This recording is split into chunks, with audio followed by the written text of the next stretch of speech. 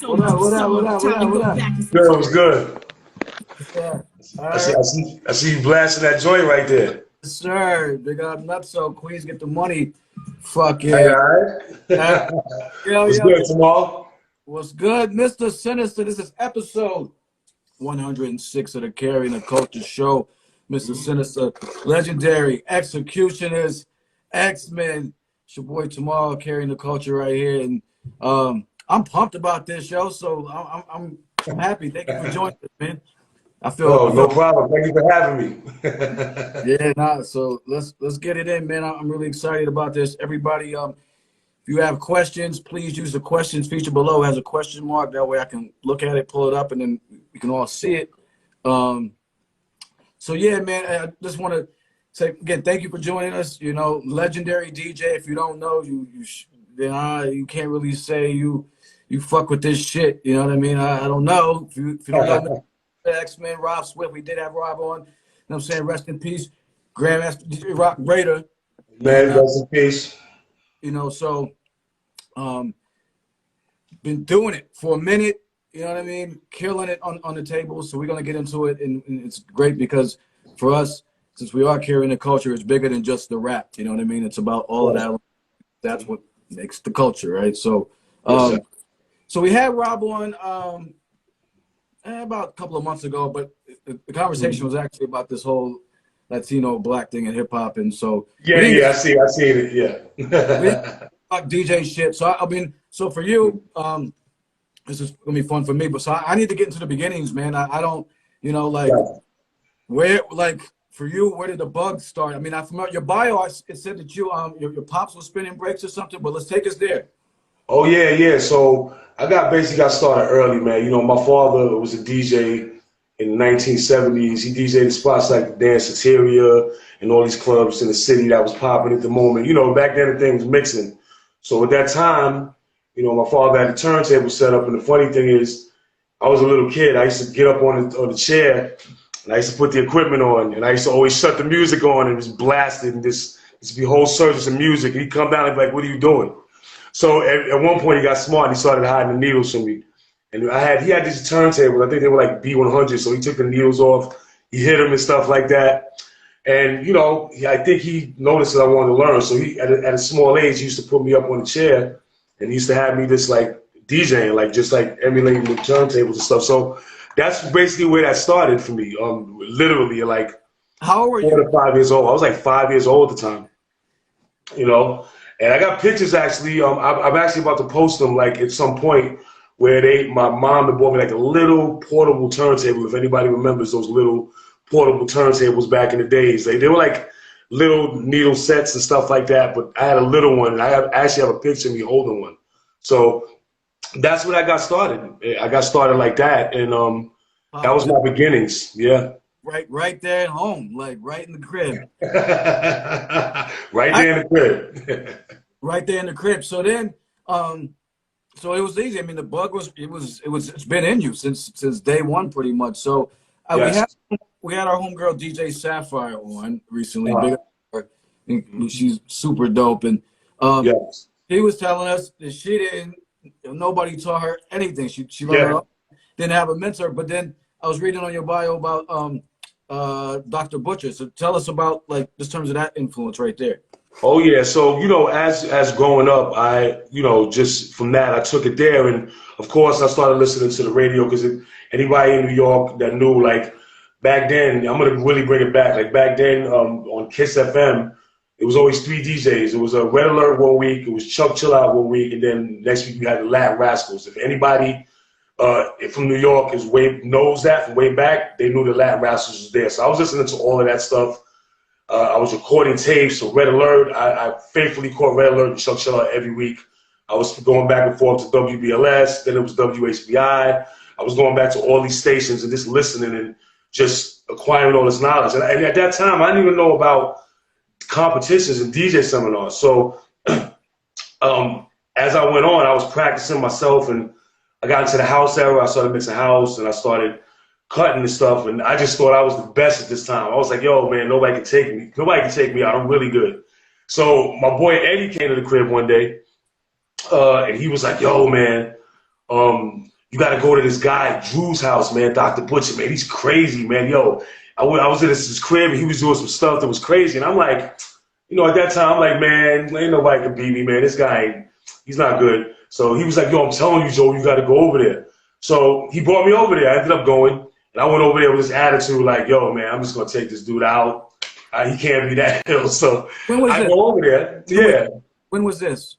This was, let me get the year right. It was 1999, maybe 19.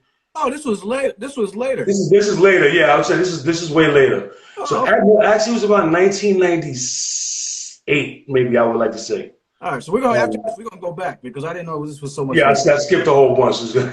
So I go over there, and I go over there with this attitude, like whatever. So Drew, you know, Dr. Butcher Drew, he's a calm, mellow dude. He's like, yeah, he was real easy. So we're both sitting there, you know, and he's like, you know, do you want to get on? And I'm like, no, you go first. And he's like, no, you go first. So we went back and forth.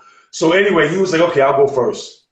So anyway, to make a long story short, when he ended up getting on, it was just like, I didn't even want to get on, dude. It's just, I seen this guy, I was like, forget it. Yeah, it was just like right there. Like after he stopped, I was like, wow. Like there was this, I was just frozen, you know, and it turned from me like just being this cocky dude to like, yo, I mean, can I practice with you? Can you teach me some things? Yeah. So that's what it's turned into for me. And then so that's where I met Dr. Butcher, and he actually took me under his wing, and he actually told me that I could come to his house to practice. He was always an open guy. And then he was like, yeah, you know, I also trained with another guy that comes over here, which was Rob Swift. Big shouts to him. And that's how I met with Rob, because he was actually going over to Drew's house as well and learning from Drew as well. And Drew was training him for the DMC at that time. So he actually was going over there. So that's how that came about. All right, so we're gonna back it up and go. We're gonna go back to, all right, you little Sinister running around now. You got and then like let's take us to like the beginnings of the fucking crazy wild, you know, cutting and stuff, man. And the crazy wild tricks and cutting. Yeah, where did that come into play from? You know, just starting out with your pops and stuff. Well, I was basically just mixing house. I was just mixing at that time. I was always cutting, but I was just basically doing basic throw-ins back and forth until the incident with Drew, and I started to go to Rob's house. And going to Rob's house. And at that time, yeah, you were up in the like mid-90s. You were doing. Yeah, I wasn't even exposed to none of that stuff.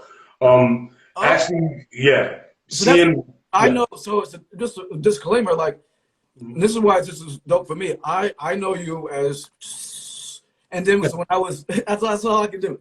So then, this stuff. Get some shit, man, for real. So I know you from that. X-Ecutioners, you know what I'm saying, and then when I was like trying to research for this build, I was like, oh wow, like, and I heard other stuff and spinning stuff, and then Sapphire hit me up with the Jean Grey thing, and I'm like, damn, okay, I didn't even know that there was like a whole nother, sector to that. Yes. So let's talk about that, because I'm a huge house head. So you keep saying house, I'm like, oh word, so like that's what you were doing first then. Yeah, no, I was actually doing hip hop first, and then I took a break from that. And I got introduced to this other kid that got me into the house era. This is when the freestyle era was out and the house era was really coming in. So I took a break from hip hop and got into that and just started mixing house. So that's where my knowledge of the house music and the club era comes along. And then I went back to the hip hop. I went back and I started DJing the hip hop again. And being with Rob and them, I started watching DMC competitions, seminars, which we call them. And at that time we all had tapes of it. Rob had tapes, Drew had tapes, and that's when I started getting exposed to watching these DJs. Like there was Cash Money, you had Miz, DJ Scratch, all these guys were in competitions, and I'm starting to see these guys in competitions doing all these crazy stuff, and I'm like, that was the first time I was exposed to that type of stuff, and I'm like, wow, you guys are just really rocking. So seeing that just kind of changed my whole outlook on DJing. I'm like, wow, I want to do that. I want to do that. That's what I want to do, So that's where that came from. Okay. And then that came from that, and at the same time, Rob, Butcher was right. huh? Dr. Butcher was doing that, right? He wasn't in competitions. This is the funny part. Drew was never in competitions. Yeah. Drew was an ill scratcher, and he was doing. Okay. He wasn't really doing physical tricks, but he was like a really ill scratcher and really fast with the backspins. Right. But he put us on to like Steve D, which I'll get into later. He's the one that put us on to that. And he was like, "Yo, look at this guy. This guy's doing these beat juggling stuff and whatever like that." So he actually put us. He's the one that put us on to all of that stuff as far as the videos and like watching the new guys do the stuff like all the beat juggling and tricks and all that stuff like that. Okay. All right. Now I got you. That frames it all. So X-Men hadn't started yet, as far as when, or had they already started? The X-Men were already they were already there, but we weren't down with them at the time. Okay. So the X-Men they were uptown. At that time it was Steve D, it was DMD, it was Johnny Cash, Sean C, Raider. And who else? Wow, Scoop was actually down with the X-Men as well. So it was them. It was their little clique uptown. At this point, we were just watching them on videotape. So this is the first time that I was exposed to them, and Rob and Drew was showing me these guys, like, yo, these are these guys and whatever like that. So that's how they were already there. Gotcha. So then they just took you on that wing and you started. I can keep going. I don't want to stop. Okay, so yeah. Flowing. Yeah, so Rob actually was joining the 1991 DMC. He joined that. I might have skipped some years up, but he joined the 1991 DMC, and he actually placed second in that competition, which he should have won. And Rob was frustrated, so I think they gave him like a prize with some needles, and he actually threw them into the crowd because he was really frustrated. And Steve was at that DMC at that time. So Steve actually walked up to Rob and gave him props, like, yo, you know what I'm saying? Yo, you did well. Don't worry about it. This is how these things go. You already know how they go. You know what I'm saying? Whatever. So when Rob started talking to Steve, Rob started to get a relationship with these guys. And he started going uptown to where these guys were practicing. I wasn't even going up at that time, but Rob was going up and he was practicing with these guys, because at that time, the X-Men were like practicing with each other. They were uptown. We would have fun battles. They would time each other. That's why they were so good in competition. So Rob started to get close to these guys.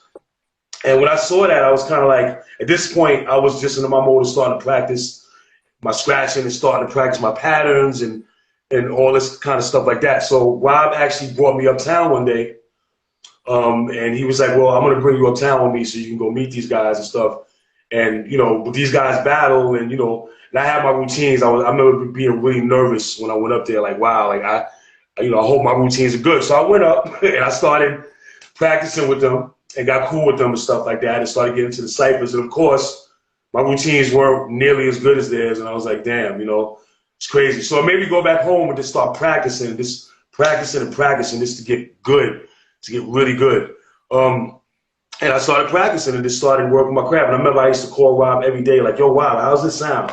How's this sound? I would bother him, like literally bother him, like, how's it sound? How's it sound? He'd be like, yeah, it sounds good. It sounds good. You just got to get a little bit more. I hang up bed. I'd go back more. I mean, literally at that time, I'd be practicing for like 8-9 hours a day nonstop. So just to eat, I would stop, but it would be just constant practicing.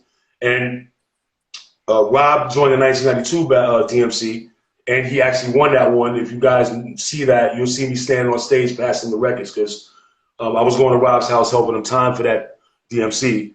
And you'll see me on the stage standing with him. So this is at my point where I started to really, really practice and really try to get my craft down pat. And I told myself after seeing Rob win that, I was like, look, I definitely want to be here and join. And I ended up joining the 1993 seminar, which was my first seminar. And that's where all that crazy stuff came from. The 1990. Okay, so 1993 was your first thing right there. First seminar. Yeah, so it's kind of crazy how you're describing that, like, like you're practicing and stuff, asking if it was good, because it's like it being Will Wednesday. That's kind of how like Master Killer got into the squad. At the Yes. end, it was like, Yeah. you know what I mean? Because it was like, yo, he sharpened his pen. It was like, all right, now. Gotta sharpen the swords. Yeah, so that's dope, yo. So, me being I'm an outsider. This DJing was like the one thing that I couldn't get into just based on the bread, and you know what I mean. But it was one element I could technically get into, but I still love it, respect it. It's the foundation of our culture, and it's very important. So take me into like the whole like science behind developing a routine or something. Like, how's that work? Like, as far as like figuring it out, what you're gonna do, how. Oh, good question. Good question. Yeah, without like giving away secrets, and I understand all that stuff. No, it's fine. It's okay. I'll give away some jewels and gems. It's all right for you guys out there. So for me, coming up with a routine is basically this for me. The first choice for me is a record selection.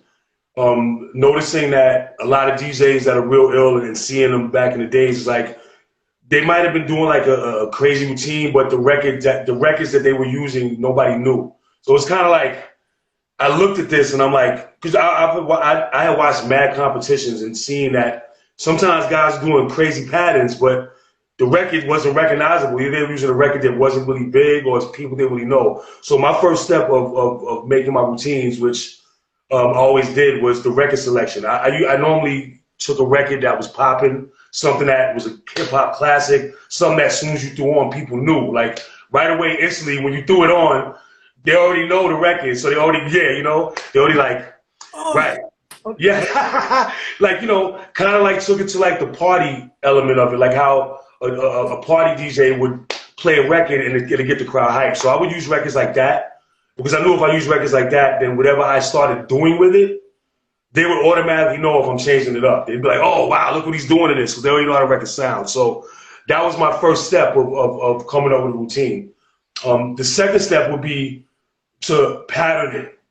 So I would start and I would have a starting point, make it go fast, and then do some patterns, maybe fast on that point.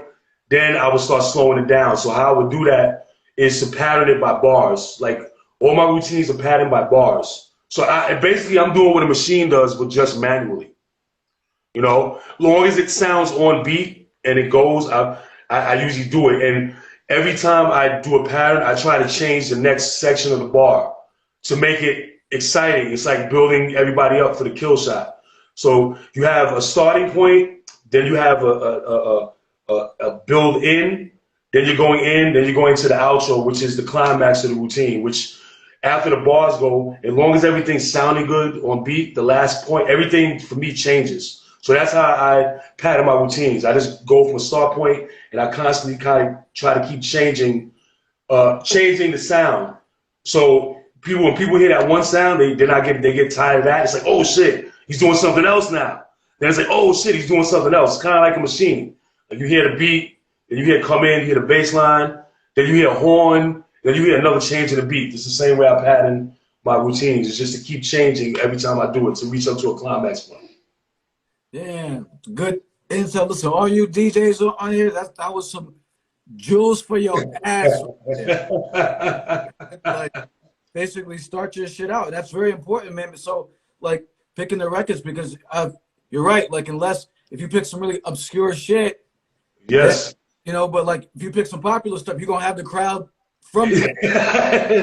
Exactly. It's kind of like a party DJ. Party DJ got to play records, because it'll make the club jump. That's the same way you do with routines. That's how I always looked at it with my routines.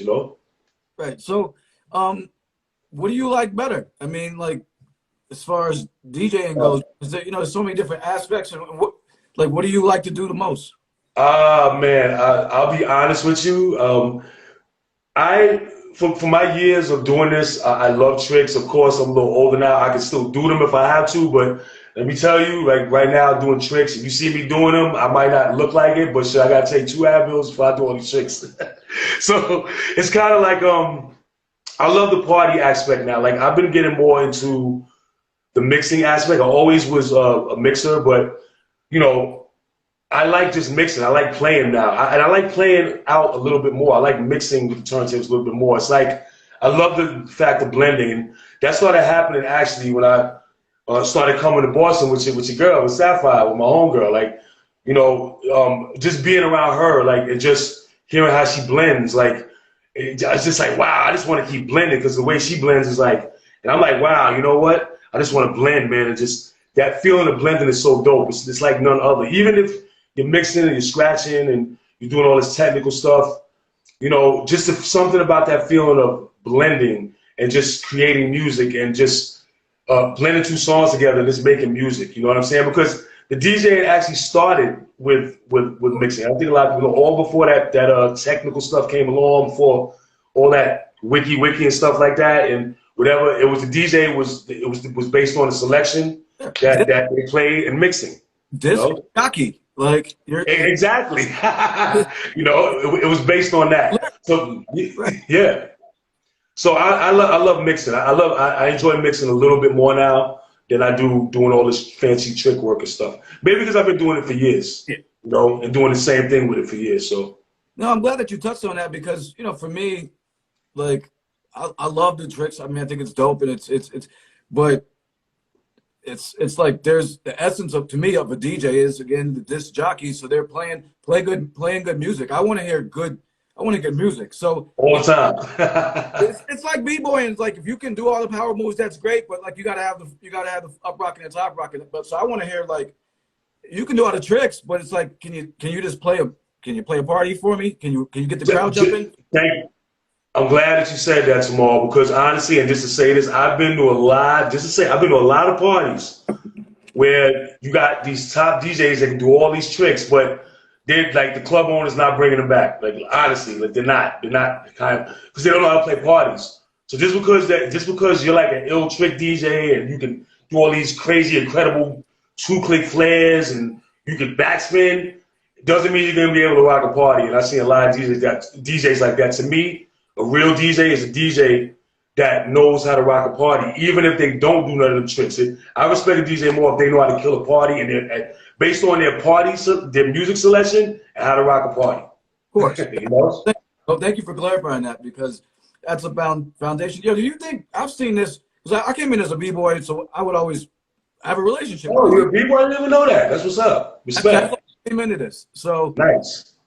I mean, the rap stuff kind of came, later, but my heart is with the dance. So again, there's a relationship with the DJ there, right? So when I'm out, I've seen DJs get tunnel vision. Like, oh yeah, they're playing their own music that they just want to hear, or if they're just doing tricks, and it's like the DJ. I hate that shit. I'll be honest, it's like, man. I did a party and I was in Germany one time, and I was in Munich, and the promoter booked me for this big spot, and it was this spot held at least 800 people. It was a party club, as you know, and it was something where the people wanted to hear like commercial music and whatever like that. So I get to this party, and the DJ that they had before me, he was playing this. When I got in there, like the whole club was just silent. Everybody was standing around, and he was just up there playing his own music, like you said. He was playing some German hip hop, some underground stuff. He's there just going like this. So I get on, and I guess at that time one of my first records starting out was Missy. Is it worth it? Ain't worth it. Thing down, flipping in a bird. So when I threw that on, everybody was like, they just started going and dancing because I brought the commercial element to it. So as I'm playing, the whole club is dancing. And right in front of me is these two kids. You always got your underground kids, no disrespect to them, but you always got your underground kids in there that don't like commercial music. So he's there in the front, and a whole bunch of girls are dancing around him. And they're just standing there looking at me because I was playing, I think, Jenny from the Block. So everybody's dancing, and they're just standing there looking at me like, and I'm like they're looking at me, and everybody's dancing around them. So I'm looking at them like, I'm pointing at the club, the people around, like, this girl's dancing around you. Like, dude, I'm not playing for you. Or, like, I'm not sitting there playing no underground stuff for you. Like, so you always got your underground people at the clubs, or people that just come, or they just want to play music for themselves, or they want to sit there and rock for themselves, and they don't know the essence. And that's another thing about the DJ experience, is to know what to play at spots, like to know what is an underground spot, to know there's spots that I go to that I don't even do tricks. If people want me to do them, I'll be minimalized because a lot of places are just, you know, the crowd is different. They want to dance. They really don't want to see all these types of tricks. So it's about knowing, reading your crowd, which is also a trait that the DJ has to know, is reading the crowd and knowing when to pull that type of stuff out and when not to pull that type of stuff out, when to just throw parties, when you can do little tricks and stuff and this and that. So you made a good point with that. That's what's up. Yeah, if you're doing a rooftop lounge party, a rooftop all-white lounge party on the Upper West Side, you might not want to be like, I mean, do you get I'm saying, it's yeah, someone said reading the room, man. Facts.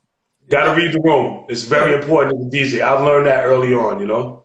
In life, right? That's just some common shit. Pay the fuck attention to what's going on around you. Exactly. Exactly. Get up and see it. Just sat down. Everybody just sat down. What genre do you like to play the most now? You've been playing out more. I've been seeing you like because you're on the you're doing a show with Sapphire, right? On yes. Rap FM. Yes. And you're playing out more. You got a show in Providence coming up, right? Yes, that actually is great. Big shout out to the Cortland Club people. Big shout out to my man Jay. Actually, big shout out to Kate and Lost Professor. Big ups. They were actually at that spot a couple of weeks prior. And I told Professor I want to go. He actually welcomed me to come and actually got me on. And I was DJing with like 45s. I just did something with 45. And well, I tell you, man, big shout out to Professor, man. He got that 45 thing locked down. I was shook when I got on. Yeah, you know how he gets down, right? So, he came here and did a 45 show and crushed it. Like. Yeah, it's just, man, he's just a beast on that. And when he got me on, I just was like, oh shit, like wow. But it felt good. For some, I don't know, Professor DJ stage was it felt really good the way he had his spindle and he had the record just mattered. It felt, once I got used to it, I was like, oh wow, this feels really good. Like I was like, okay. But big shouts to the Cortland Club. I'll be there Saturday, November 19th. Anybody wants to come out, but that's a great spot. They wanted me to come back right away, so that's good. And yeah, like I do the show with Sapphire, featured on her Rewind show, and we love doing that, man. That's really great. We love doing that stuff because we vibe with that. That's what I'm talking about. Like we vibe with that. I don't mean to go off on a tangent, but we actually vibe with that. Like the good thing about me and her is that it's not like a regular show. We go, all right, so you do a half an hour and I do a half an hour and then whatever. No, we when I first started hooking up here, we actually just jammed together. Like we were amped to get on the turntables with each other. We just fucking open the window and just start jamming. And like if she has a couple of records that she's rocking and she's playing, I'd be like, oh, let me jump in. I got something there. So we do this like literally throughout the whole process of the show. So that's why you hear that vibe. It's not like, oh, I'm gonna do a half an hour and I'm gonna do it. Like no, like if she's playing something, I can get on and play 2 records. She'll be like, yo, I feel something right there, and I'll let her jump on. She'll do something, and I'll be like, yo, I can get something there. So the whole show is taken like that. This is why you hear that vibe, that authentic vibe, because we're actually vibing while we do it. We love doing it, you know. And there are no shows. I've never. That's not how it's typically done. So that's a dope concept, man. To do it. Normally never done that way. Usually a Chinese secret. Whatever. I mean, or an hour each or something. But like, so that's really organic, though. You know what I mean? Yes. Like, that's really organic. So, as a genre, so you rock with hip hop the most? Yeah, I mean, I listen to all types of things, man. I'm like, you know, my grandmother got me into I grew up in the Dizzy Gillespie. My grandmother had Billy Eckstein.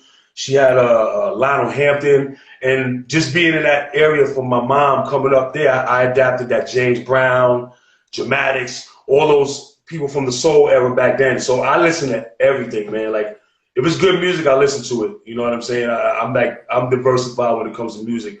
My musical taste varies. Like it's not just stuck in one thing. It goes universal. It goes the shit out of this world sometimes. No, it was dope to see because on the flyer, I picked up on it. It was like it's been in funk, soul, classic.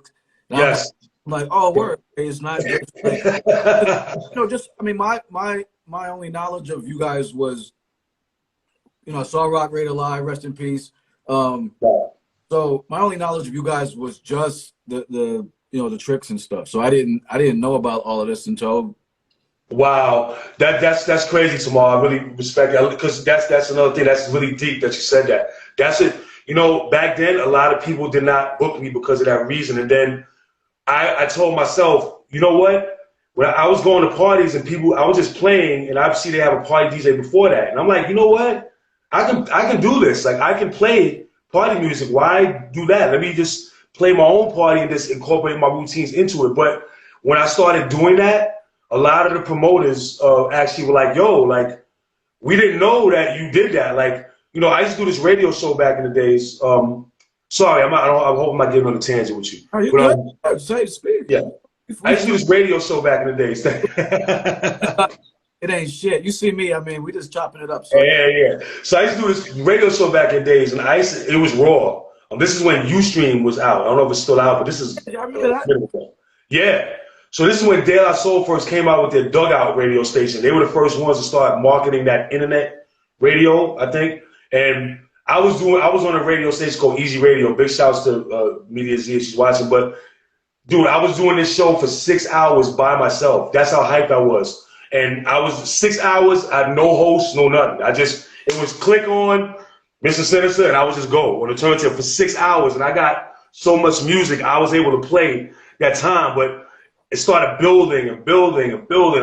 One week I had 500, next week I had 1,000. And I built up to like 2,000, 3,000 followers. And I got a hit up on Gmail one day, and it was a guy from Brazil. And he's like, yo, Sinista, I just finished seeing your show, and I would like to know how much you charge for coming to Brazil. And I'm like, oh, so I told him, he gave me a deposit. I ended up going to Sao Paulo for that. But he told me, like, yo, you know, I never knew that you did that type of stuff. I always associated you with the tricks. Like, I never knew you guys did parties, but because he saw that show, he was like, yo, Sinista can play parties. So it's kind of interesting that you said that, man. And it's good for DJs to do that. And if they do more stuff to let it be known, because sometimes people might not know that side of you, what you do. And it's always good to present that side. So then it can open up more doors for the market for you, you know? Because here's the thing, man, like, if I'm a promoter, if I'm a person, and I have a certain type of crowd, I can invite you to do it for the tricks, the underground shit. Because listen, if I had you come here and wanted to book you, my mind before I started researching for this interview, I would have been like, oh, like I'd have to have like, you know, a whole bunch of other like scratch DJs and cutting DJs here to like do like some type of presentation because that's what. That's right. But I didn't, you know, I didn't know, and so it's just good to. But now it's like, oh, so you know, I think it's dope. But like, yeah, somebody said, yeah, well-rounded, man. You know, that's when you come out your bag. It's like, oh, he still got it. You know, he's you know, oh, yes. Still. Yeah. Oh, we getting a lot of that too. Yo, let me ask you a question. This is like a thing I've been seeing lately, and I've been thinking, like I said, DJing was the one element that I didn't actually participate in, and I've been seeing these like portable turntables around like past few years. Yes. What's your opinion on those? Because like I'm like, would I be a poser if I got one? Because I'm tempted to get one and just. Nothing's wrong with them. I know my boy, he DJs with those. He's really good on them too. So it's nothing wrong to get them. I think it's cute, actually, being honest with you. I think it's real cute. I see somebody in a little portable. Like, you know, when I went to the park, my man had one of those, and he was like, yo, I want to bring out my turntable. I'm like, you're going to bring out a turntable to the park? But he came out with one of those portables, and he, you know, the one with the fader that's on the turntable already. So he came out, I'm like, wow, this is killing this little thing. You know, I think it's cute. You know, to me, nothing's like a Technique 1200, of course. I wouldn't use it. I wouldn't use it for like DJing like regularly or something. It's just, I think it's something good for show. It just looks good for like show value. People just be like, yo, yeah. My thing would just be to just fuck with it around the house and just fuck with the craft. Like, not, yeah. You know what I mean? Like, but yeah. Damn, I'm a fucking poser, like just skipping. I mean, what you tell me, yo, would you call me a poser? Would you like, yo, I'm not fucking with this dude no more? Like, would you say? I'm asking for real. That's some poser shit. I think no, it is, but it's a nice pose. It's not bad. It's kind of cool. It looks good if you finesse it. So bottom line is, I got to learn on the real shits. Yeah, but If I said, fuck it, then I mean that's what it is, yo. I mean, I take it to heart, man, because I don't. That's to me. That's because you skipping steps. Because I could just get straight to some and be like, but don't know the real aspects of DJing. You know what I mean? That's I right. just know how to fuck around. And it's like, that's right. Right, well, that's right. That's all. You sound like you be getting down over there, man. I gotta come over there and see what's going on. You at Connecticut, right? I'm from Connecticut, but I live in Pittsburgh right now. Oh, you live in PA? Yeah, I live in PA. Yeah, okay, I got you. Okay. But I'm back and forth to Connecticut because my grandson's there. So got you, bless him. So I'm back and forth there like every couple of months. So yeah. Yes. And so yeah, let's talk about the business side of things, man. I mean, we know that over the years, I've talked about it with so many DJs, like so many that the DJ has been de-emphasized, if that's a word. No, it's not because it's red here.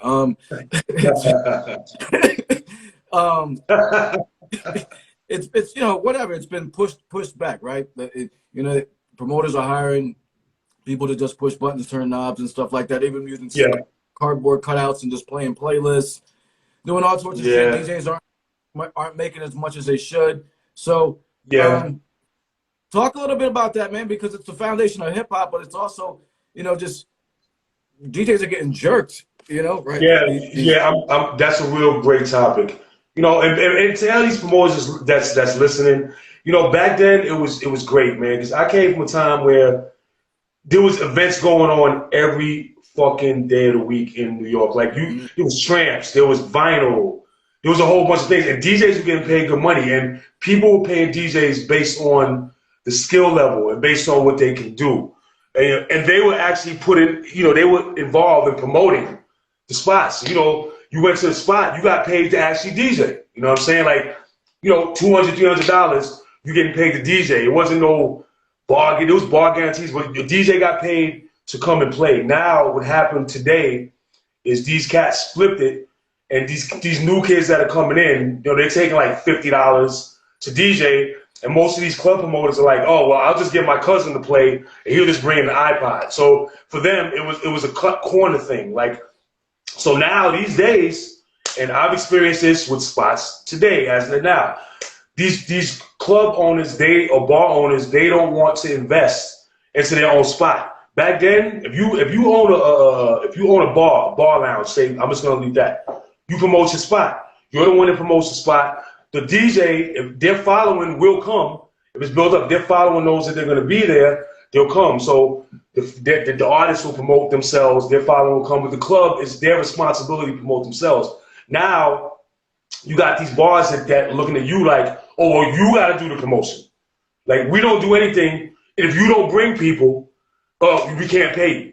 Like, it's like, dude, first of all, I'm not no fucking bar owner. I'm not a bar owner. This is your job to promote it. I promote it to my fan base, and then my people will come and support, and also, they don't allow the build-up. Big shouts to example I'm about to use is Tony Toka Party, Toka Tuesdays that did a Suture. Ariel is the owner of that spot. She allowed all her DJs to, she gave them a month to build it up. And after that, it just started building and building and building to the point where you have this spot that only holds like 150 people, but you got people that are actually waiting outside to get the fuck in. Like, that's amazing because she understood the concept. The reason why this is happening and DJs are not getting paid is because these bar owners are too fucking cheap to do anything. They're too cheap to give you money. They look at it as, oh, well, I can just get my cousin to play and he can just play an iPod. Yeah, but your cousin ain't gonna bring the crowd in, ain't gonna rock it. You're not gonna get repeat customers. You're not gonna get any of that. So now they're starting to they're telling you, well, if you don't bring the crowd, they're not willing to build up. And then it's like, oh, well, we don't want to pay you. And now here comes the bullshit. You know, I'm probably blowing a lot of ball owners up right now. They probably clicking off Instagram, but I don't give a fuck. But anyway, it's kind of like you got the ball owners coming in, and now they want to give you a percentage of the ball. Like I know myself, in my state, in my contract, I state if I come in, I'm getting paid to DJ, right? So if I give you a price to DJ, I get paid to DJ. That means even if the fucking cleanup man is there and nobody else shows up, I'll play for that motherfucker. As long as I play my time, I get paid my money. I'm not a bartender. I don't get paid. I would take bar guarantees if the club or the bar lounge, if I know that the steady crowd is in there, that people are constantly buying drinks. If not, and this is normally what these club owners do, they have like little residency spots that don't really, people don't really drink. Or they come in there and get a couple of drinks and that's it. It's not popping. Now they tell the DJ, oh, we'll give you a bar guarantee. Now you can come in there and if nobody drinks, you don't make any money. So it's kind of like, what is that? So this is what happened with this. These bar club owners are not investing into their own business. They don't respect the DJ because you have a whole bunch of fucking DJs that are not into the craft, that don't take this stuff seriously and play good music. That don't care about what they do, to come in and be like, well, I'll just take $50 just to play in your spot. So they see that. Now the real DJ that comes forth like, yo, we know, he can rock it. Yeah, but really it doesn't really matter. I can just get my cousin to play and he's not going to charge anything. I go in the spots now, and I was DJing a spot like maybe like a couple of months ago with Sapphire. I was in there with her, and there's a whole bunch of people who's coming in. There's like guys who say, yo, what's up, Sinista? I just DJ here last week. And I'm like, wow, it's like that? Like, there's like random kids, like 3 to 4 kids came in and told me, like, yeah, I was here last week, and we'll be here next week. And it just looks like they were just DJing there. Like, so these new club owners or bar owners don't appreciate the DJ. Some do. Right. You understand what I'm saying? There's a lot to do now. Like, this spot, Calling Club, they just seeing that vibe and the people that came there, and how they respected Large Pro, and how they have me come, that crowd. And those people at that spot really respect the DJ, and they understand the importance of a DJ. And that's where every bar or club goes right. The majority of these spots, they don't respect the DJ. They don't respect it. They don't care about the music, and they don't get repeat customers because, their DJs don't play good music. They just play, but you're not going to get that shock effect in your spot. Yeah. So this is what it is. You got all these other people coming out, these other kids coming in, just playing anything, or just playing for that matter. So this is when the real DJ comes. They're like, we're not really respecting it. Hopefully I didn't go on too much about it and just gave you some insight on it. No, it's very helpful, man, because I've seen it, and they do it with the MCs too. We'll give you the bar. You know what I'm saying? Yeah. They fuck up with everything. And so it's about value, right? Like, yes. What do they value? They don't value it. So the ones that do, you see how they get down, right? But guys don't value the shit. So that's why, on a bigger scale, it's important to like try to find the clubs that do. Otherwise, they're gonna be trying to fuck you over, man. Exactly. And yeah, and another thing is to make value for yourself. To all the DJs out there, like radio is. I always tell DJs this. Radio is any artist. Radio is your friend. A lot of people do not understand this. Radio is your friend. Before me even being with Sapphire on her show, like in New York, I tried this with countless people. Yo, let's do a radio show once a week. It's okay. People will come in. You will get work. Nah. Nobody's never serious. Nobody's never serious with this. Like, the radio is your friend. It's a way to get your stuff, way to get your talent. It's like your bio. It's kind of like people hear you. They're like, yo, this is what it is. Club owners hear you. Booking agents hear you. Boom. Yo, we want to book it. We just heard the show. It's your bio. Radio is your friend. Even with MCs. Man, he has an album going. I'm like, dude, start a radio show. It's an outlet. Play your stuff on your radio. You can also play your beats. Yo, I got these beats, but never got it. So when I came here to Boston, Sapphire was already doing a radio show. And she asked me, like, yo, Sin, I actually stepped to her. Like, I wanted her I wanted to work with her right off the bat because the way she was mixing or whatever. And when I started hanging with her, I'm like, she was like, well, I do this. I didn't even know she did the radio show.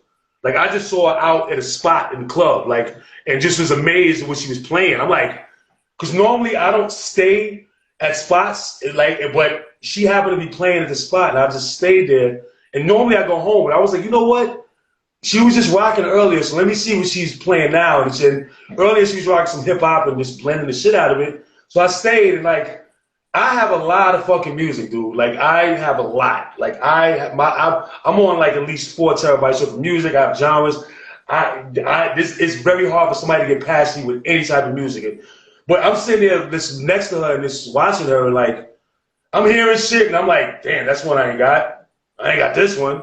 Damn, I ain't got this. When it got to like the 5th, I don't have it. I'm like, yo, this got to be something. I have to know what this is about right now. Like, I definitely want to build with her and like see what's going on. So, you know, I ended up coming to her crib, and then she told me, well, you know, I have a radio station. This is the first time I found out about that she was doing Rap FM and Beat Miners. And she was like, you know, I do these mixes. She was like, if you want to feature with me on a couple of them, you can. I was like, hell yeah, I would love to. And this is how that started. So I got here and I started featuring on the show. I did a couple of shows with her, and I just started. We just had so much fun doing it. She asked me, I want to do a couple more, and that's where it ended. But I tell these DJs, because a lot of people out there knew I was kind of like on a hiatus. I was actually at one point thinking about retiring because I just was like, I don't really want to do it anymore. Actually coming here and being with her actually reignited me. A lot of people started seeing a big surge of me doing so much more stuff, and I accredit that to her because coming here, you know, and getting on that show, like a lot of people started hearing the show and like, yo, Sinista is doing all this stuff, and then I started recording like a lot of more scratch videos here. She was like, yo, you know, you should do some scratch videos. And I'm like, nah. Then I'm like, okay, you know, I'll do it. But because of that, and because of that surgence because of being here and being around her and just being and getting back, it's just lifting my spirit to a whole bunch of things. This is why you see this surgence and me going and going and going and doing shit and going and doing and going and doing it. So just to tell any DJ, the radio is your friend, man, and it does so much for you, and it broadens your audience to different people, and it can plug you into some other totally different stuff, you know. Yeah, you know, and it's easy to do now in 2022 and 2023. You can like that's social media. We can do it. You can do whatever the fuck you want to do it, man. Like you use every avenue that's available and that's to pump your shit, man. Whatever you're doing, if you make fucking yes, you know, yes. You know, there's dope fucking like disc golf pages out there, like L shit, like so. If you're ill at it, man, pump your shit, man. Like otherwise, nobody's gonna know. You know what I'm saying? No, not at all. You have to introduce yourself to the world and let them see what you are. You got to show people your dancing feet. Of course, you got to do that. You know. Yeah, real quick, well, like, what's the We got to get out of here soon. Unfortunately, this hour went by fast, man. What's the yo? I'm thinking it's still like a half an hour. Wow. And unfortunately, I got another show after this. What's the deal with like X-Ecutioners now? Because I've read different things on the page. Like, what's your deal with you and your role and or not or whatever? Well, I think, you know, everybody's pretty much branched out. We still the X-Ecutioners. I know Eclipse is in Australia. Big shout out to Total Eclipse. He's doing his thing over there. He's getting constant work over there. Rob is more branched out to doing his DJ school, as you know. He's got the Brolic Army School. He's doing that. He's also with I think ESPN. ESPN's the game, college game. Yeah, he's doing that. He's focused on that. Me, I'm actually in the midst of working on my album. Focused on doing that. I'm finishing up, so I'm in that realm of my Do you produce right now. or just because I'm confused. I just want just clarify. Yes. You asked me, so I didn't hear you cut out. I said, do you produce as well? Oh yes, I do produce. Yes, I do. Actually, the track that you were playing before with former MC Jean Grey, I got to call her former MC, due out of respect for her. For the track of September that you played, I produced that. Okay, so somebody asked, and I was like, I think he produced it because his name's yes, you know, I produced that. I like because Spotify sometimes weird because it doesn't have sometimes depending on whoever puts it in, they might not put all the credits like. You know, they bug out. so that's the state of the X-Ecutioners right now. Everybody's pretty much branched out. At one point, if we ever want to come back together and do something, that's a possibility. Still all love though.